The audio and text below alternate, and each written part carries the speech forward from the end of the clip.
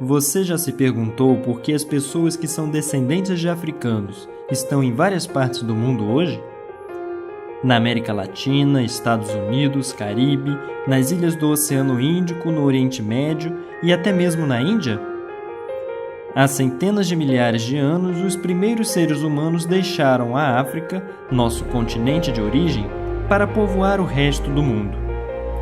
A resposta para a nossa questão, porém, nos leva a um período não tão distante, doloroso e que ainda afeta a imagem que muita gente faz dos africanos e de seus descendentes. A escravidão é uma instituição universal. Em outras palavras, ela existiu de várias formas em muitas culturas e sociedades.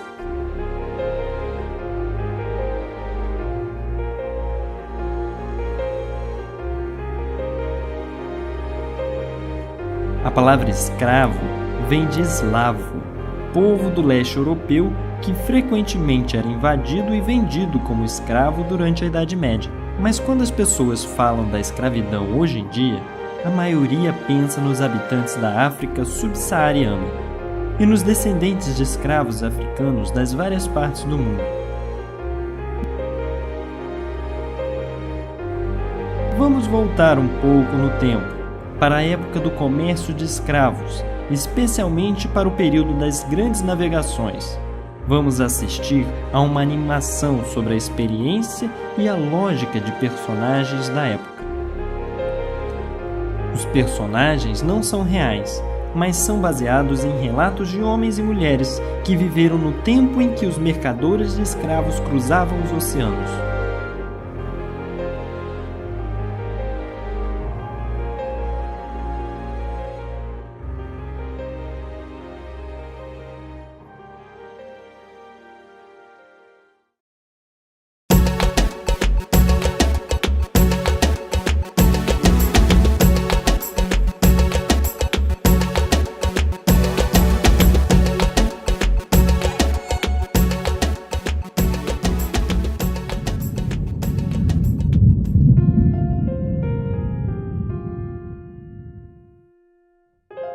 Sr. Brooks é um grande comerciante de escravos de Liverpool, na Inglaterra.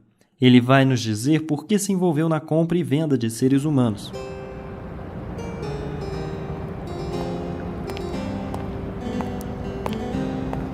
Graças aos esforços dos portugueses e espanhóis, a cana-de-açúcar se adaptou ao clima do Novo Mundo. Podemos agora ter grandes plantações de uma única cultura para produzir açúcar em larga escala.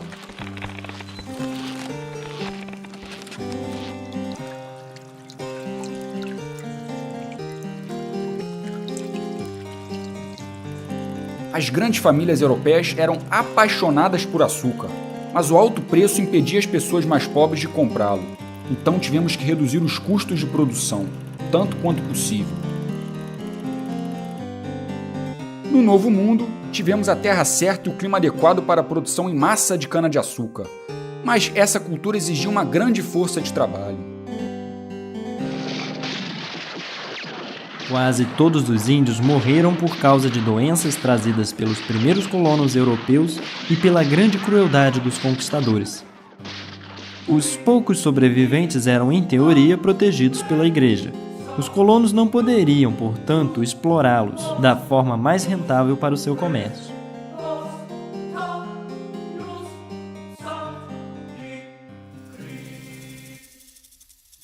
Aquelas terras distantes que muito imaginavam estar cheias de canibais assustavam muitos europeus, e mesmo os mais infelizes moradores da Europa hesitavam em ir trabalhar como operários agrícolas nas Américas.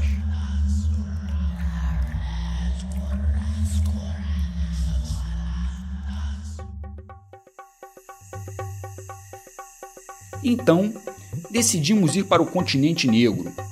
Nós já mantínhamos boas relações comerciais de longa data com vários reis africanos e alguns grandes comerciantes, com os quais trocamos principalmente marfim, ouro e especiarias.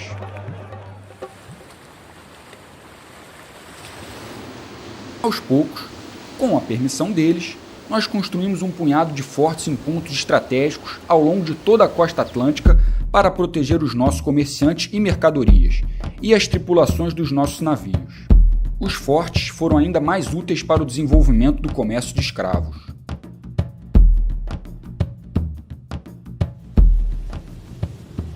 A partir do século XVI, as grandes potências marítimas europeias da época, Portugal, Inglaterra, Espanha, Holanda, França e Dinamarca, começaram a fazer dinheiro neste comércio. Os navios deixavam os portos europeus carregados de armas de fogo, tecidos sofisticados, bebidas e produtos de luxo. Os bens eram trocados na costa africana por homens e mulheres feitos prisioneiros. Eles eram então vendidos no Novo Mundo e forçados violentamente à escravidão. Esses barcos seguiam depois pelo Caribe ao longo da costa atlântica da América do Norte, antes de voltarem para a Europa carregados com açúcar, café, algodão, cacau, metais preciosos e outros produtos. Outros barcos praticavam esse comércio ligando a África às Américas, especialmente o Brasil. Comerciantes, banqueiros, seguradoras e donos de navios tinham lucros fabulosos. O mesmo modelo econômico que foi usado desde o início do século VI até o início do século XX foi o centro do comércio de escravos no mundo árabe e muçulmano. Durante vários séculos, as forças vitais do continente africano foram roubadas para beneficiar outras sociedades que se enriqueciam e se desenvolviam sobre a expulsão violenta e o trabalho forçado de dezenas de milhões de filhos e filhas da África.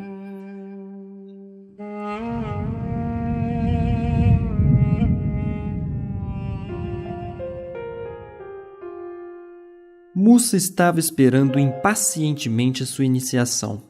Ele ia finalmente se tornar um homem, o grande caçador Bedik, aprendendo os segredos das florestas e animais. Mas Mussa nunca foi iniciado. Ninguém me contou nada, mas eu acho que alguma coisa estava acontecendo. Eu conversei sobre isso com Tumani, o meu melhor amigo. Estava praticamente certa a nossa iniciação. Seríamos grandes guerreiros destemidos. Todo mundo estava ocupado na aldeia. Os preparativos superavam os do festival da colheita passada. Apenas meu pai parecia preocupado.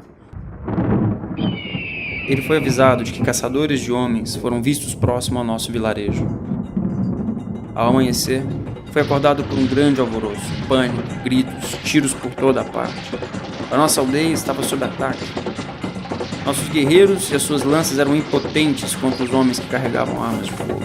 Até Sitit, o mais forte guerreiro entre nós, foi capturado como um animal selvagem. Eu estava preso ao Tonami, por um pedaço de pau colocado no pescoço. Nossas mãos e pés estavam amarrados juntos.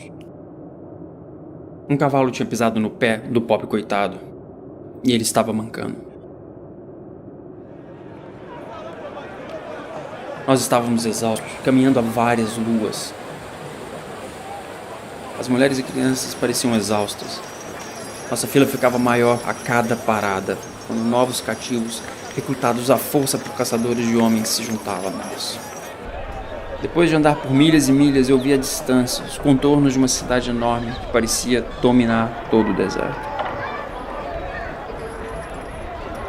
Deve ter sido Djedje. Meu pai me falava muito dela. Ele me disse, é uma cidade desonrosa, uma cidade onde seres humanos são vendidos.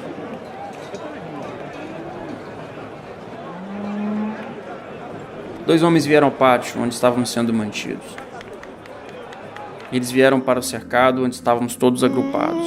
Eles me escolheram junto a outras 10 pessoas, mas não Tumani. Mussa será levado pelo deserto e vendido para um comerciante árabe. Ele será então castrado para valer mais como um guardião de mulheres. Mas Mussa não sobreviverá à operação. No mundo árabe e muçulmano, escravos eram comercializados nas rotas do deserto, rotas marítimas pelo Mar Vermelho, o Oceano Índico e o Mar Mediterrâneo. 3 rotas marítimas foram usadas pelos comerciantes de escravos europeus: a rota do Oceano Índico, do Mar Mediterrâneo e, em escala massiva, a rota do Oceano Atlântico.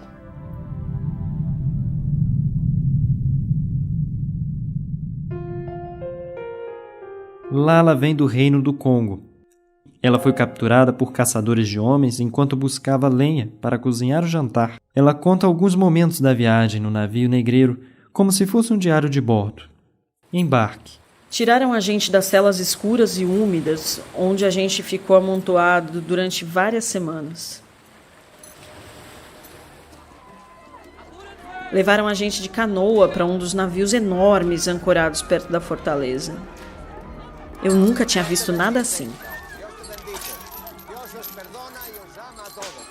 Mais homens brancos estavam esperando a gente lá. Um homem branco com uma cicatriz grande na cara pegou meu braço, me empurrou no navio. Tava todo mundo com medo. Eram muitas chicotadas, gritos, sangue. A gente foi jogado num porão escuro do navio. Homens de um lado, mulheres e crianças de outro. Primeiro dia da travessia. Tava um em cima do outro, tudo apertado. As correntes estavam bem presas no casco do navio e a gente quase não conseguia se mexer.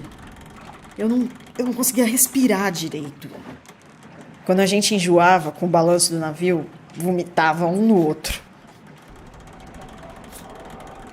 Era um cheiro de vômito misturado com cocô, xixi, suor, tomando conta do porão inteiro. Segundo dia da travessia. Eu fui arrancada com força das minhas correntes, junto com outras meninas. Quando a gente estava no convés, 3 homens brancos pegaram os baldes, jogaram água do mar na nossa cara. Depois, esfregaram um pano sujo em mim e me jogaram dentro de uma cabine com um homem que parecia ser o líder. E entregaram as outras meninas para os marinheiros. Quarto dia da travessia. O navio parou. Ficou ancorado vários dias e a gente só partiu de novo quando uns outros escravos foram trazidos para o navio do mesmo jeito que a gente tinha sido. 10º dia da travessia. Pemba, a menina acorrentada do meu lado esquerdo, tinha parado de se mexer. A gente se entendia um pouco, apesar de falar línguas diferentes, elas eram bem parecidas. Eu chamei, mas ela não respondeu. O homem branco com a cicatriz soltou ela e arrastou o corpo para jogar no mar. As péssimas condições de transporte dos navios tornavam frequentes os surtos de doenças e faziam a travessia ainda mais angustiante para os cativos africanos. 17º dia da travessia. Às vezes eles levavam a gente para o convés e faziam a gente dançar sob chicotadas. Naquele dia, eles colocaram a gente numa fila com cuidado, obrigando a gente a assistir uma cena horrível. Um homem que tentou pular no mar levou muita chicotada na frente de todo mundo. Os gritos dele eram insuportáveis e fizeram a gente tomar coragem de novo.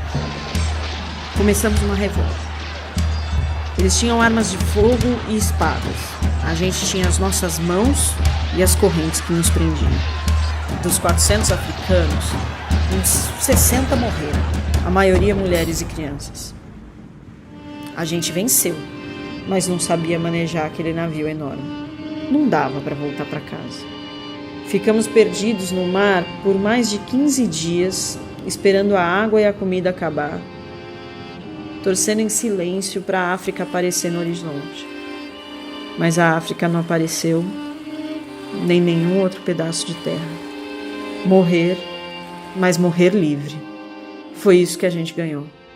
A travessia forçada de Lala e de seus companheiros durou apenas 17 dias por causa da revolta bem-sucedida, mas navios negreiros podiam levar 1 mês e meio a 2 meses para atravessar da costa africana para o outro lado do Atlântico, dependendo do ponto de partida do ponto de chegada e das condições do tempo. Cerca de 20 a 30% dessas pessoas, vistas como mercadorias, morriam durante a viagem. As taxas de mortes eram muito próximas às do êxodo forçado pelo deserto do Saara. As caravanas de escravos cruzavam centenas de quilômetros sob um sol escaldante, com má alimentação e muito pouca água. O destino dessas vítimas foi, portanto, não mais invejável do que o das pessoas que tomaram as rotas do Atlântico ou do Oceano Índico.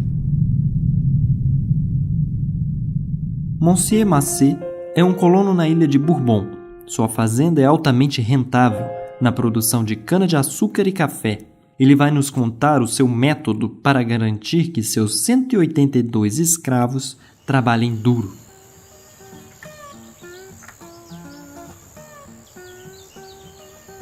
Podia ser café, cana-de-açúcar ou qualquer outro tipo de alimento. A fortuna de nossas colônias tinha como base uma fórmula simples: trabalho escravo.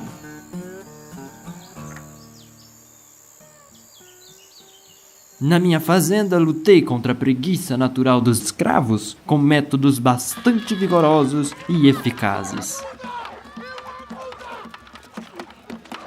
Para justificar a exploração de seres humanos, foi criado o conceito de hierarquia racial. A suposta inferioridade dos africanos será usada para dar uma boa razão para que fossem escravizados e para praticar terror físico e emocional diário, capaz de mantê-los sob domínio e combater movimentos de resistência. Sabíamos todas as artimanhas que os traficantes de escravos usavam para nos fazer pensar que os doentes estavam em boa saúde. Nós enxergávamos e sentíamos a mercadoria boa e ruim, do jeito que realmente estava. Tentavam nos enganar, cobrindo de óleo os corpos, mas apertávamos braços e pernas para verificar o quanto os escravos eram vigorosos. Examinávamos os seus dentes para estimar sua idade e assim por diante. Depois de ser comprado, assim como um porco ou uma vaca, era queimado com a marca da fazenda. Nós os transformávamos em cristãos. Eles tinham que esquecer a savana, a vida que levavam antes como mulheres ou homens livres, a cultura, a língua e os costumes bárbaros. Algumas pessoas diziam que os negros não podiam sentir dor e que seus gritos, quando levavam umas chicotadas, eram apenas encenação.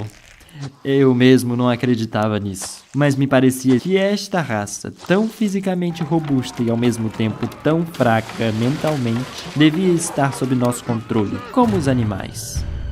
O Estatuto Jurídico dos Escravos, definido por textos como o Código Noir, o Código Negro, o Código de Escravos de Barbados, tratava os africanos capturados como bens móveis, posses sobre as quais o mestre tinha o controle completo. Os senhores podiam, inclusive, mandar matar os escravos como forma de punição. Esse texto era muito frouxo. Nas fazendas, os verdadeiros senhores tinham que ser muito mais firmes. Eu costumava insistir que, quando houvesse um castigo no campo, os outros escravos tinham que assistir. O chicote podia estalar nas costas só de um homem, mas todos os outros iam sentir o terror do seu senhor e as terríveis consequências da sua raiva. Castigos: 20 chicotadas, marcar com uma flor de lis, cortar o tendão, ser pendurado pelas costelas, açoite até a morte. Tudo isso fazia de mim, aos olhos deles, o mais monstruoso e temível dos homens. E quando eu mandei um para o calabouço, eu quase podia ver o alívio em seus olhos. Parecia querer me agradecer por condená-lo apenas a passar fome e sede durante dias na escuridão. Era por causa do terror que eu inspirava nos meus escravos que a minha fazenda era um modelo e meus lucros estavam entre os mais altos da ilha. Mas todo esse trabalho demorado foi perdido no levante de Saint-Lô, a noite em que minha fazenda foi destruída por meus escravos.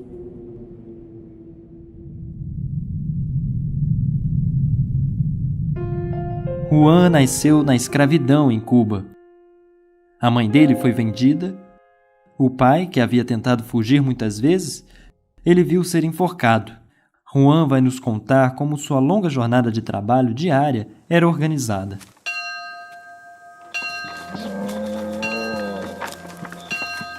Todas as manhãs, menos domingo, o sino tocava às 6 horas. O caminho até a plantação de cana-de-açúcar era enorme. Meu dia começava caminhando junto com a maioria dos escravos da fazenda.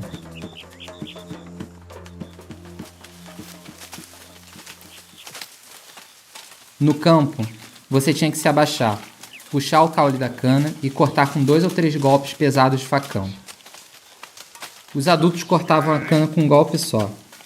Depois de cortada, a gente arrancava as folhas da planta, sempre com facão. Isso é o que a gente fazia todo dia. Eu sentia o sol queimar a minha pele. Era um trabalho muito cansativo. Agora eu entendo por que meu pai sempre tentou fugir. Ele me disse que o senhor da fazenda forçava a gente a trabalhar como animais, mas que eu nunca podia esquecer quem eu era. Um ser humano e não uma besta dos campos nascida para a cana, o café, a banana ou o algodão. Às vezes, o feitor me mandava ir esvaziar vagões cheios de cana. Eu tinha que colocar tudo no triturador. Tem que ser muito forte para fazer a máquina trabalhar e tirar o caldo de cana até o final. Os homens continuavam chegando até a máquina com mais cana para moer. Depois recomeçava tudo de novo e de novo. Nem uma gota podia ser perdida. Antes do anoitecer, a gente deixava os campos e assumia outras tarefas, normalmente na casa grande. Às vezes, quando não era tempo de colheita, o meu dono me alugava para o Sr. Garcia. Eu tinha que ir trabalhar nas minas dele. Conheci outros escravos por lá. Eles não falavam uma palavra de espanhol, mas sabiam muito sobre o trabalho nas minas. Eu só voltava para minha cabana à noite. Era engolir rápido uma pequena ração de milho peneirada e um pouco de bacon antes de cair na cama de palha.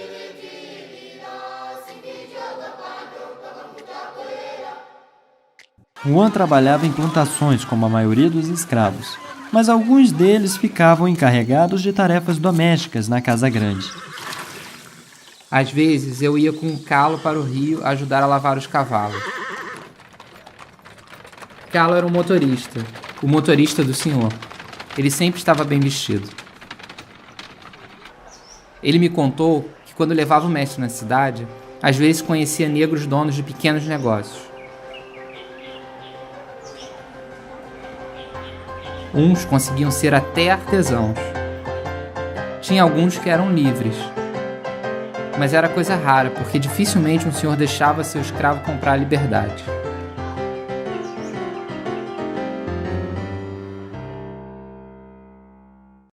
Numa noite de domingo, o mestre me viu olhando para um livro que Calo trouxe da cidade de presente para mim.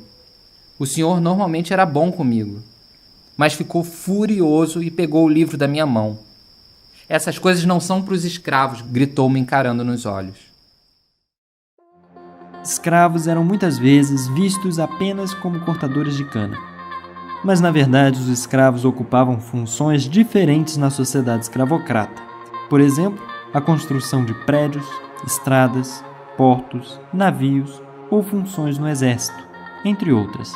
No caso do comércio de escravos no mundo árabe e muçulmano, os escravos às vezes ocupavam funções muito importantes, oficiais de alta patente do exército, assessores pessoais de soberanos. Alguns deles ocupavam até postos importantes de comando. Seja no comércio transatlântico de escravos ou no comércio de escravos no mundo árabe e muçulmano, os homens e mulheres reduzidos à escravidão trouxeram com eles valiosos conhecimentos e habilidades, como o domínio de várias técnicas na agricultura, construção, navegação fluvial, mineração e metalurgia. Dessa forma, eles ajudaram a exportar as habilidades e tecnologias africanas para os países que os exploraram.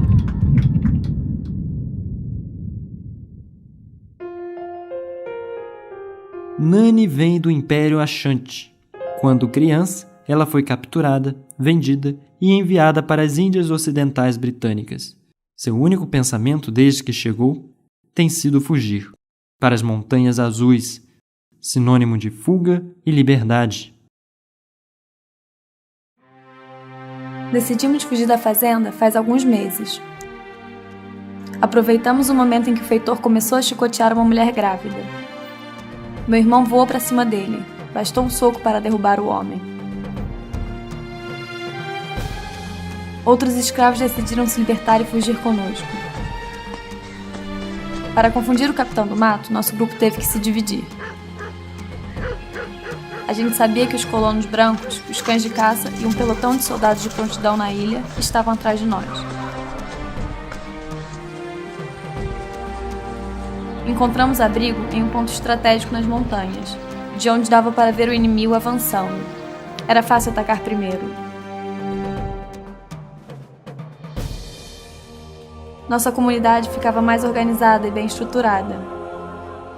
A gente vivia de nossos cultivos, da criação de animais, da caça e da coleta. Mas era difícil não lembrar de outros escravos nas plantações. Às vezes, meu grupo fornecia veneno para eles poderem se livrar dos senhores autoritários ou mesmo sádicos. Também invadíamos as fazendas sempre que dava, queimando as colheitas, os campos e roubando o gado. Nessas horas, a gente libertava mais escravos. Eles passavam para o nosso lado. O exército inglês perdeu. Causamos tantas derrotas que a Inglaterra foi obrigada a assinar um tratado reconhecendo a nossa liberdade e a independência de nossas terras. Enfraquecidos pelas repetidas revoltas, pela campanha abolicionista e pela grande popularidade de alguns líderes como William Wilberforce na Inglaterra, Victor Schœlcher na França, Frederick Douglass e Harriet Tubman e Joaquim Nabuco no Brasil, os estados escravocratas foram obrigados, um a abolir a escravidão. Ironicamente, no despertar da abolição da escravidão, donos de escravos eram compensados pelas autoridades por suas perdas de propriedade, mas em nenhum caso os escravos, que foram as únicas vítimas desse sistema, receberam alguma compensação. São essas revoltas numerosas, repetidas, cada vez mais organizadas, que irão contribuir para a progressiva abolição da escravidão. A partir de 1791, da grande revolta de escravos em Santo Domingo até a abolição no Brasil em 1888. Enfim, livres, os escravos venceram depois de travar uma batalha diária por mais de 400 anos.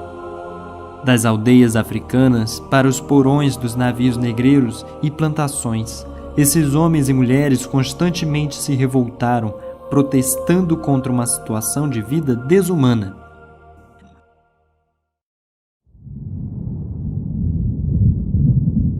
A história desses homens e mulheres é a história do nascimento de sociedades multiculturais construídas pela miscigenação dos descendentes dos índios, dos africanos, de europeus e asiáticos.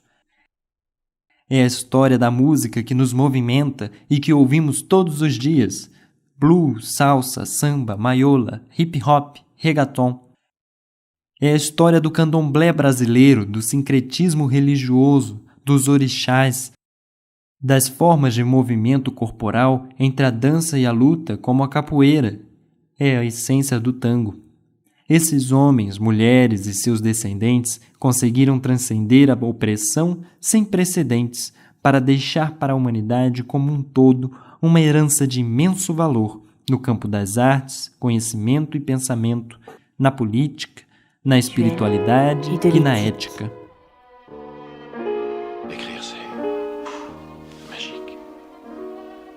Tu n'as pas eu ce sentiment? Je me souviens quand Rosa Parks se rebella dans le bus à l'heure de la lutte des races, noir est le fruit de l'arbuste. Je me souviens de Martin Luther King et son rêve, dans lequel les hommes seraient égaux et prêts pour la trêve. Je me souviens de Marcus Garvey, le prophète man, de Malcolm X et de Nation of Islam. Je me souviens de Muhammad Ali et de sa frappe légendaire, un brave avec un fort caractère. Je me souviens quand Jordan s'éleva dans les airs, quand Usain Bolt fendit le vent et la poussière. Je me souviens du roi Pelé, de son jeu ensorcelé, de son talon à pousser le ballon dans le filet. Je me souviens de Teddy, carrure impressionnante, un guerrier olympique qui peut te laisser dans la tourmente. Je me souviens aussi de Miles et de son jazz enflammé, de Jimmy et de sa guitare endiablée. Je me souviens de B.B. King et de ses airs swing, de Bob Marley cause I wanna jamming. Et Kampai et Imbra, tels les Dos Gardenias, sa mélancolie cubaine, tu couches même ton carré d'as. Sur un son de Michael, le roi de la pop, ou de James Brown dans son play dans le hip-hop. Je me souviens de Madame Morrison,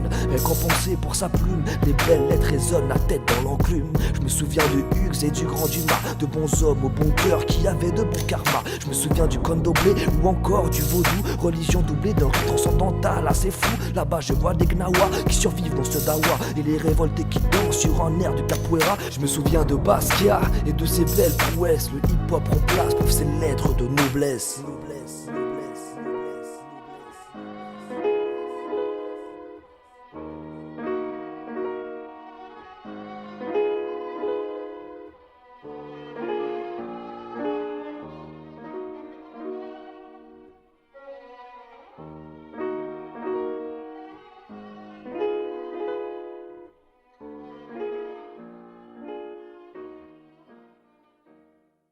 Esses escravos triunfaram depois de serem oprimidos por muito tempo.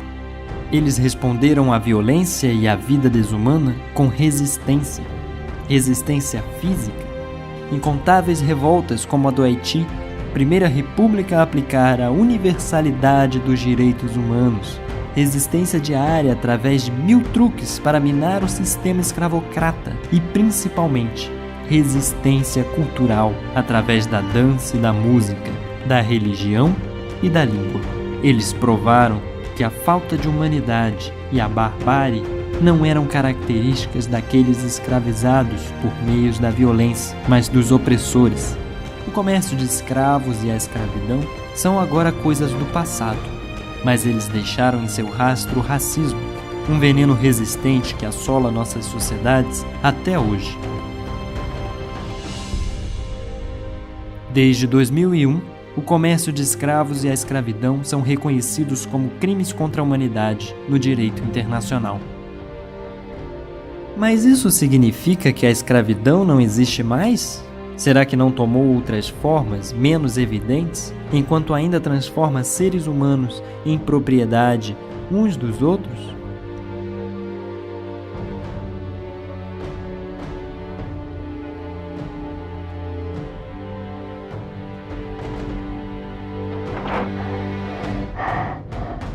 Ações para combater as novas formas de escravidão, o racismo e a discriminação racial não acabaram.